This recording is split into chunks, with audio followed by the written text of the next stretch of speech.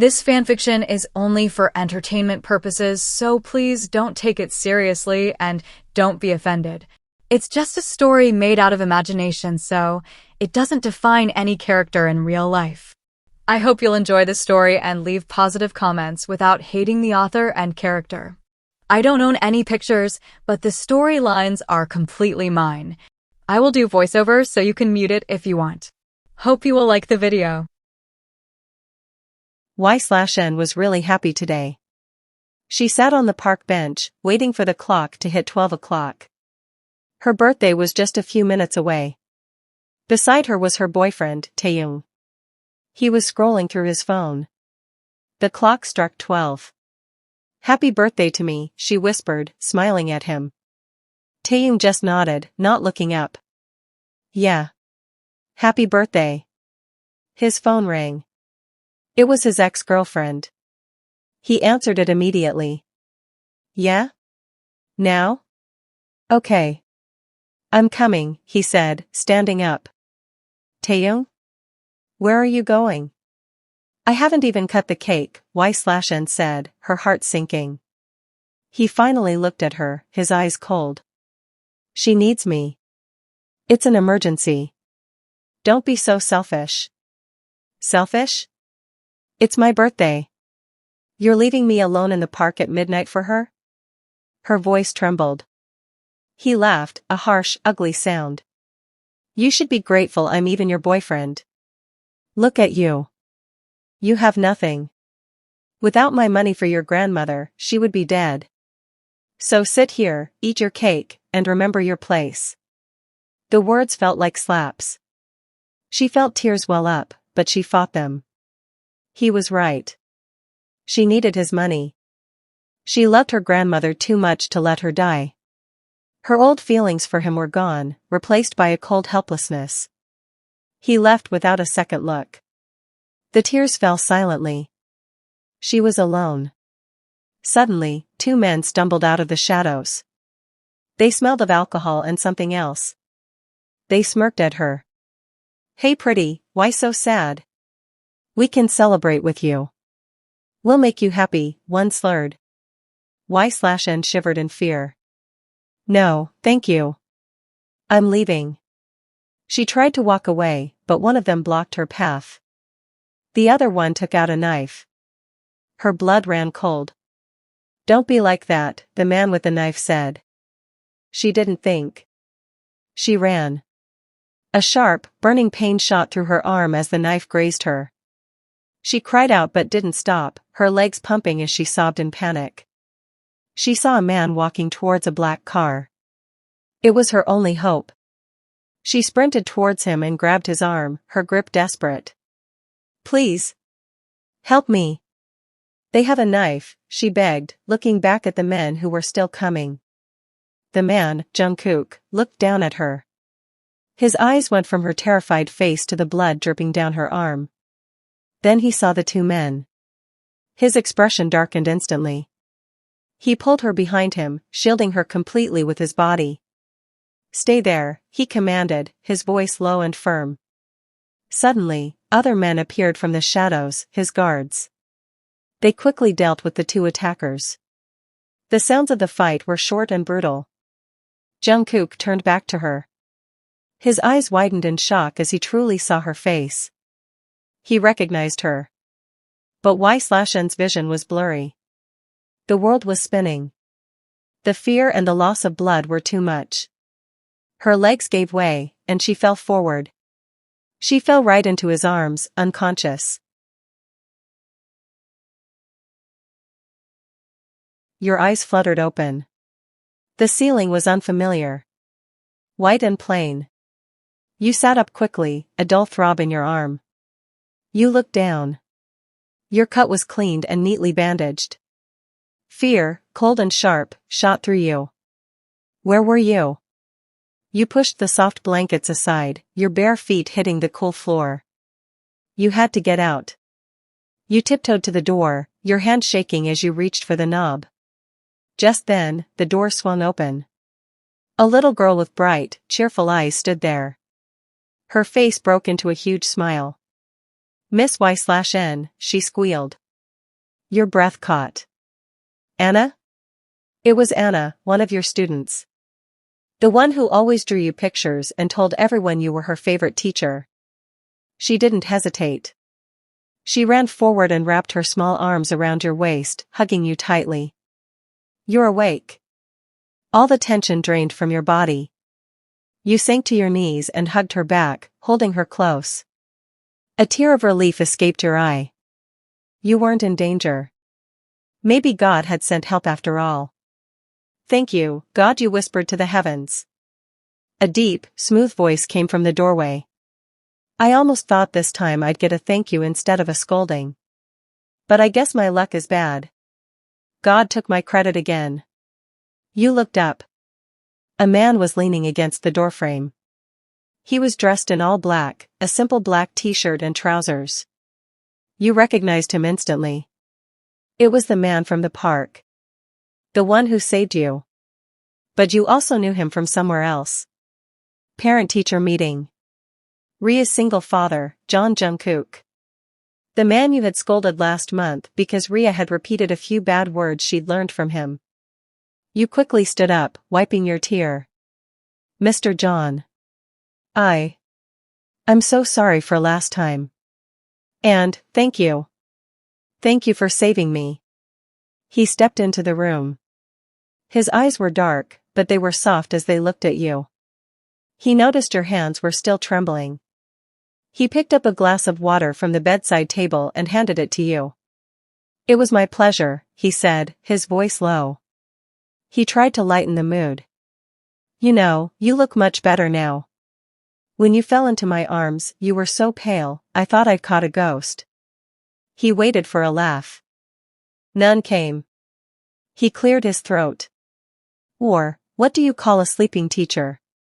Naptain? You just blinked. Anna giggled. Dad, that was so bad. Anna, you said gently, stopping her. You looked back at Jungkook. Thank you for the jokes, too. It was a nice try. You knew one thing about him, he was Anna's guardian. And you knew another thing, everyone at school, even the principal, was terrified of him.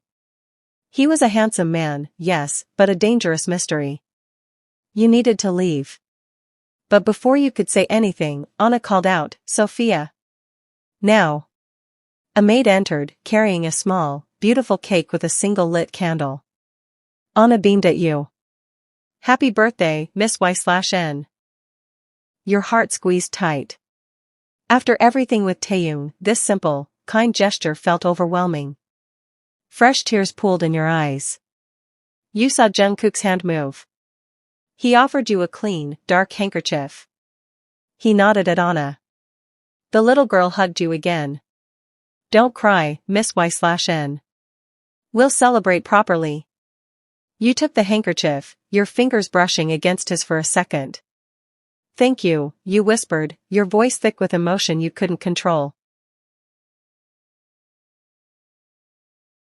After the small, sweet celebration with the cake, Jungkook gently took Anna's hand. Time for bed, little monster. You're the monster, Dad. Anna giggled, but she went with him willingly, waving goodbye to you. You sat on the soft rug, feeling warm and a little dizzy. You hadn't eaten much, and the single glass of wine Jungkook had offered to toast your birthday had gone straight to your head. Jungkook returned a little later, quietly closing the door behind him. You heard a soft click as he locked it. You just blinked, your mind too fuzzy to find that strange. He didn't sit on the couch. Instead, he sat on the floor across from you, mirroring your position. His dark eyes were calm and focused on you. Y/N, he began, his voice surprisingly soft. What happened in the park? That man, he wasn't just a random stranger, was he? You shook your head, the movement making the room spin a little. He seemed like a piece of trash, Jungkook added, his tone still gentle. You can tell me. No one will ever know. That was it. The kindness in his voice broke the dam. A sob ripped from your throat, and then you were crying uncontrollably. The whole story tumbled out between heaving breaths, your sick grandmother, Your boyfriend Taehyung, who was only using you as a showpiece, his cruel words, his ex-girlfriend, and the horrible, helpless feeling of being trapped because you needed his money. You cried so hard your body shook. Seeing you like that made Jungkook's chest ache. He slid closer to you, meaning only to offer a comforting pat on the shoulder. But in your intoxicated state, you misinterpreted the movement. You launched yourself forward, wrapping your arms around him in a tight, desperate hug. Your face buried in the crook of his neck, your warm, tear-soaked breath hitting his skin. Jungkook froze for a second, his heart hammering against his ribs. Then, slowly, he brought his arms up and patted your back. Shoo, it's okay. You're safe now. He let you cry until your sobs subsided into sniffles. Listen to me, he whispered. I will help you.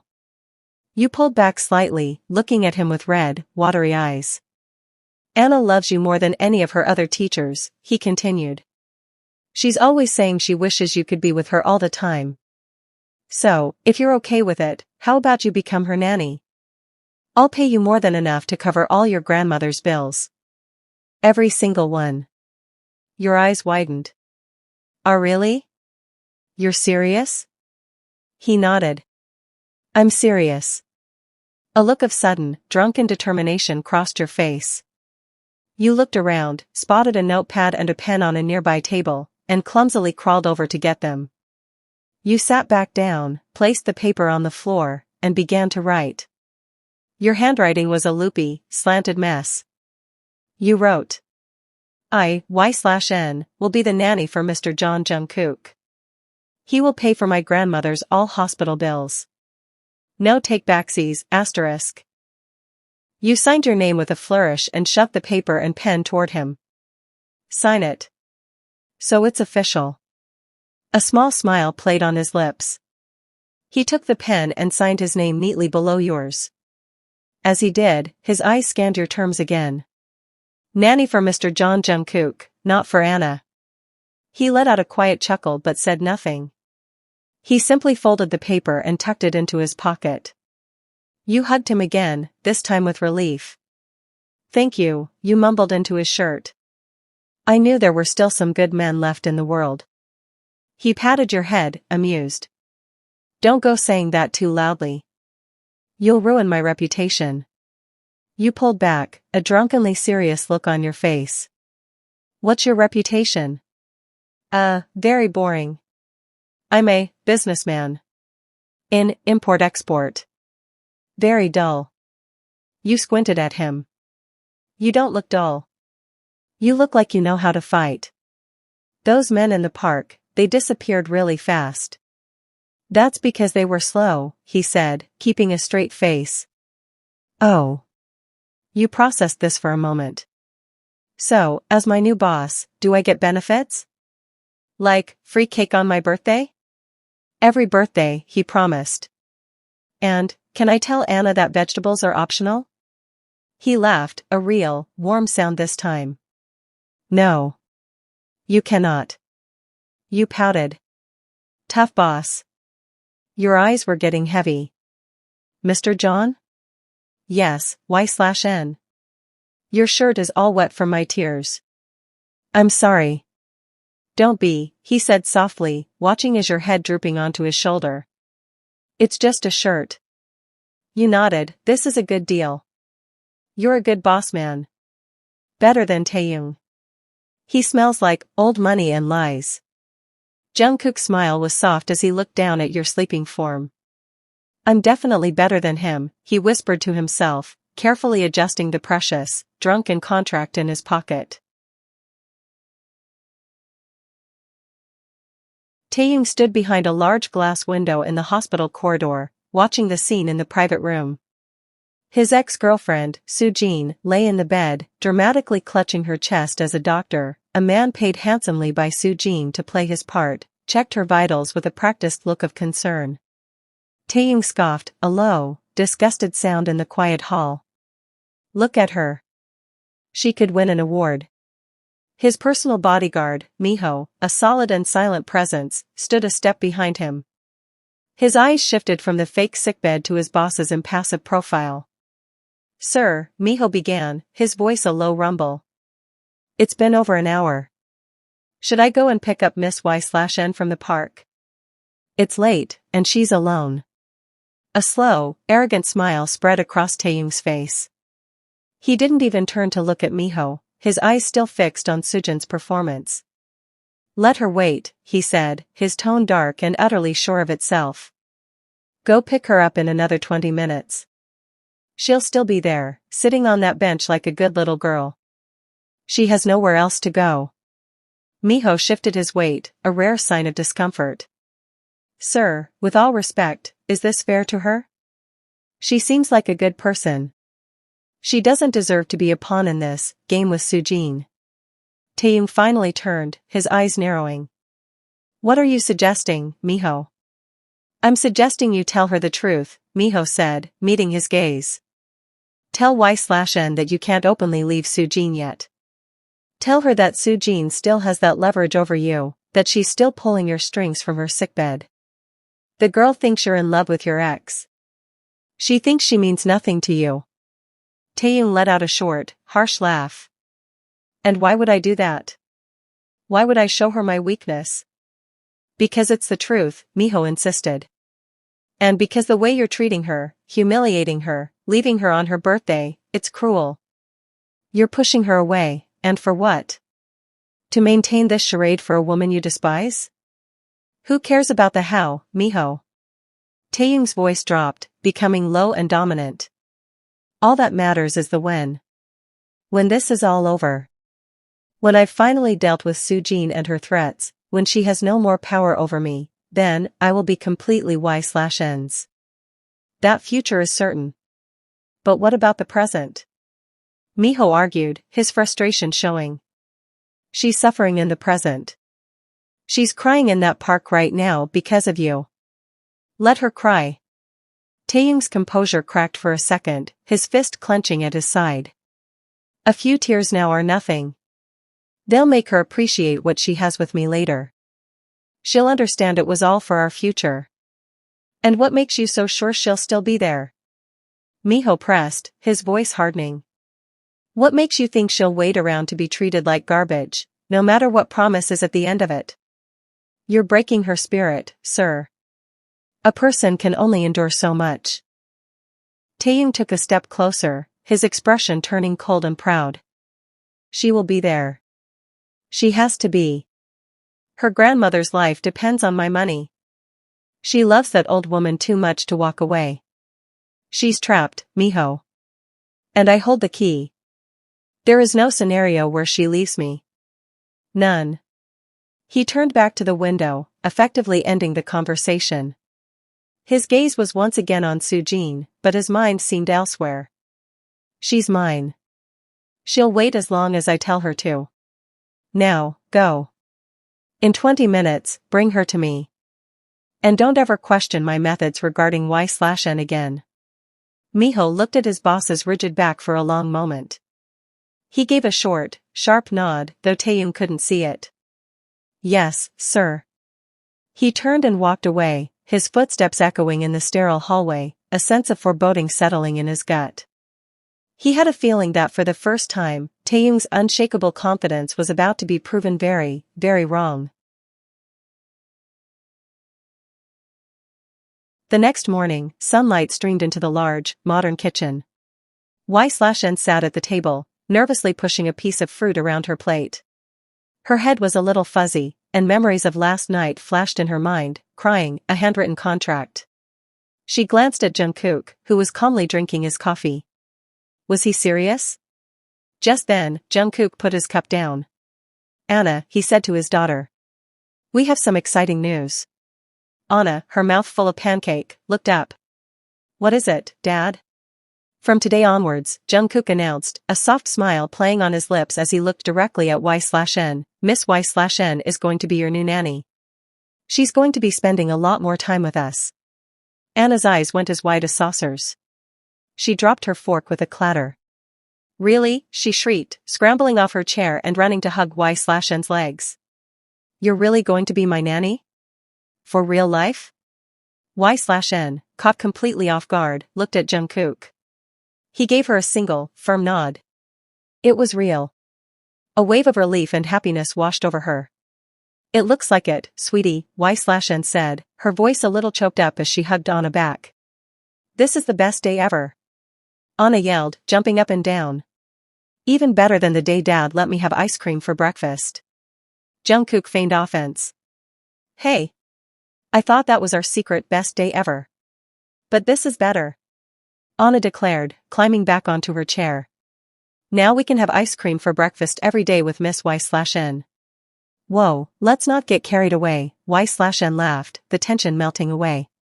I think your dad might fire me on the first day. Never, Jungkook said, his tone light but his eyes serious for a split second. Then he winked. Besides, I signed a contract. No take-backsies. Y/N felt her cheeks grow warm, remembering her drunken handwriting. So. Anna clapped her hands together. What are we doing today? Since it's Miss Y/N's birthday today, we have to celebrate properly. You're absolutely right, Jungkook said, leaning forward conspiratorially. I was thinking, the aquarium? Then maybe that giant toy store you like, followed by dinner at a place where they put a ridiculous, sparkly hat on you and sing really loud. Y/N's heart felt so full it might burst. No one had ever planned a whole day just for her. You really don't have to do all that. But we want to. Anna insisted. Right, Dad? Right, Jungkook nodded. It's decided. Today is all about. Just then, a sharp buzzing noise cut through the happy atmosphere. Y/N's phone, sitting on the table, lit up. The screen clearly showed the caller, Taehyung. The smile froze on Y/N's face. From the corner of her eye, she saw Jungkook glance at the phone, but he didn't react. He simply turned back to Anna. So, the shark tunnel at the aquarium, he continued smoothly. Are you still scared of it, or are you brave now? I'm super brave. Anna proclaimed, but Y/N wasn't really listening. The phone kept buzzing, a toxic reminder of the life she was trying to escape. The humiliation, the helplessness. Anger, hot and sharp, rose in her chest. She didn't want him to ruin this. Not this new peace, not this fragile happiness. With a swift, decisive movement, she picked up the phone, silenced the call, and then held down the power button until the screen went black. She took a deep breath and looked up, a genuine smile returning to her face. Anna and Jungkook were both looking at her. Sorry about that, she said, her voice steady. Now, about this shark tunnel. I might be the one who gets scared. You'll have to hold my hand, Anna. Anna puffed out her chest. Don't worry, Miss Y/N. Me and Dad will protect you. Jungkook's smile was soft and approving. Yes, he said, his voice warm. We will. A week had flown by in a blur of laughter and a peace Y/N had almost forgotten was possible. Jungkook's home had become her sanctuary. Her grandmother was now in a state-of-the-art VIP room at the best private hospital, a weight so immense it had finally lifted from Y/N's shoulders. The after-dinner mood was playful. Y/N and Anna had formed a mischievous alliance. Okay, the plan is perfect, Anna whispered, clutching a whoopee cushion like it was a sacred relic. We'll put it on Dad's chair right before he sits down for his coffee. He'll never see it coming, Y/N agreed, playing along with a conspiratorial grin. They tiptoed into the living room. Jungkook was in the kitchen, pouring himself a fresh cup. It was the perfect moment.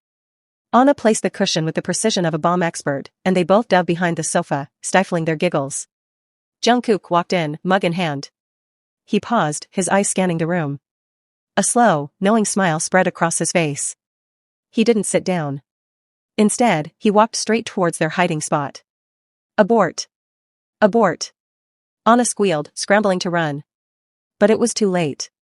With a playful growl, Jungkook lunged. Anna shrieked with laughter and darted away, but Y/N, caught in a fit of giggles, was a slower target. In one swift motion, he bent down, wrapped his arms around her waist, and hoisted her up from behind, lifting her clear off the ground. Y/N let out a surprised yelp, followed by helpless laughter. Put me down, she shrieked, kicking her feet lightly. Never. Jungkook laughed, spinning her around once while she flailed playfully in his arms. Her back was pressed firmly against his chest, his hold secure and warm. This is the punishment for conspiring against me. Anna was jumping up and down, pointing and giggling. Dad's got you. Dad's got you. You're a traitor, Anna. Y/N cried out between laughs, her face flushed with joy and a fluttery feeling in her stomach from his close hold. I'm the victor, Jungkook corrected, his voice a low, amused rumble near her ear. He finally, gently, set her back on her feet, but his hands lingered on her waist for a second longer than necessary, sending a warm shiver through her. Just as Y/N was catching her breath, her smile wide and genuine, Jungkook's phone rang. The sound was different this time, sharper, more insistent. His playful expression faded. He pulled the phone from his pocket, glanced at the screen, and his face went carefully blank. I have to take this, he said, his voice losing its earlier warmth. He walked to the far corner of the room, turning his back to them. Y/N's smile slowly faded as she watched his posture stiffen. What? He answered, his voice low. He listened for a moment, and Y/N saw his free hand curl into a tight fist. Where is he now? A pause. His voice dropped to a deadly, quiet calm that was more terrifying than any shout. Keep an eye on him. If he even tries to interfere, end him. The words hung in the air, cold and sharp. He ended the call and stood perfectly still for a moment, his shoulders tense. Then, as if he felt her gaze, he turned around. His eyes, still dark with a dangerous intensity, widened slightly. Y/N was standing right there, having quietly moved closer without realizing it. The doubt and a flicker of fear were clear in her eyes. The laughter from moments ago was gone, replaced by a chilling silence. He was looking at her, and she was looking at him, and the happy, playful world they had built over the past week suddenly felt very, very fragile. The air in Taehyung's penthouse office was thick enough to choke on. A crystal paperweight, a gift from a business partner, was now 1,000 glittering shards against the far wall. A week. The roar tore from his throat, raw and guttural. It has been one entire week, and none of you can find one simple girl. His team of 4 guards stood rigid, eyes fixed on a point somewhere beyond his shoulder. Miho, standing closest to the desk, kept his expression carefully neutral. We've tracked her phone, sir. It's been off since that night. Her bank accounts are untouched. She hasn't visited her grandmother's old hospital. It's like she vanished into thin air. She didn't vanish. Taehyung slammed his palms on the polished mahogany desk, the impact echoing like a gunshot. She's hiding, and you're all too incompetent to drag her out of whatever hole she's crawled into. He began to pace, a caged predator. His mind was a storm of fury and a gnawing, possessive panic he refused to name. Y/N was his. His to command, his to dismiss, his to have waiting for him. Her silence was in rebellion he had never anticipated, an insult that burned deeper than any betrayal. She was supposed to be sitting on that bench, he seethed, more to himself than to them. She was supposed to be crying, waiting for me to come back and forgive her. That's her place. That's where she belongs. He stopped, his eyes wild as he scanned the faces of his guards. Did she find someone else? Did some pathetic fool swoop in and think he could take what's mine? The mere thought made his vision tinge with red. The image of another man touching her, making her smile, was a physical agony. Miho finally spoke, his voice low and cautious. Sir, perhaps it's for the best. Let her go. The situation is already complicated with Sujin. Taehyung was in front of him in 2 swift strides, his face inches from Miho's. Let her go, he repeated, his voice a venomous whisper. I will never let her go. She is mine. Do you understand? Every breath she takes is because I allow it. Every beat of her heart belongs to me. He turned away, running a hand through his disheveled hair, a dark, terrifying resolution solidifying in his gaze. The anger was cooling, hardening into something far more dangerous, a absolute, unyielding obsession. When I find her, he said, his voice now chillingly calm and quiet. And I will find her. This ends. He looked out the floor-to-ceiling window at the city sprawling below, his reflection a ghostly image of cold determination. No more parks. No more apartments of her own. No more freedom to ignore my calls. A cruel, possessive smile twisted his lips. I'm going to bring her home. My home. And I'm going to keep her here. I'll have a room prepared. Something beautiful, of course. Gilded, comfortable. But a cage is still a cage. He finally turned back to his men, his eyes blazing with a dark fire. She wanted security? She wanted to be provided for? Fine. I will provide everything. Food, clothes, a roof over her head. Everything except the one thing she'll beg for. He leaned forward, his voice dropping to a deadly whisper. She will never see the outside world without me again. She will learn what it truly means to be mine. And she will never, ever dare to ignore me again. The silence in the office was absolute, broken only by the heavy sound of his breathing. The hunt was no longer about bringing back a runaway girlfriend. It had become a mission to reclaim his most prized possession, and he would burn the entire city down to do it. He leaned in closer, his eyes wide and obsessive. If she is hungry, I will decide when she eats. If she is tired, I will decide when she sleeps. If she wants to see the sun, I will decide if she's earned it. A twisted smile curled his lips. She wanted my attention? She wanted me to prove how much I care? Fine. This time, when I get her back, I'm not letting her out of my sight. I will cage her so beautifully, so completely, that the very thought of ignoring me will never, ever cross her mind again. She will forget what the outside world looks like. She will only know me. He straightened up, the momentary calm shattering again as he swept a stack of files off his desk in a burst of fury. Now get out of my sight and don't come back until you have her location. Find Y/N. To be continued.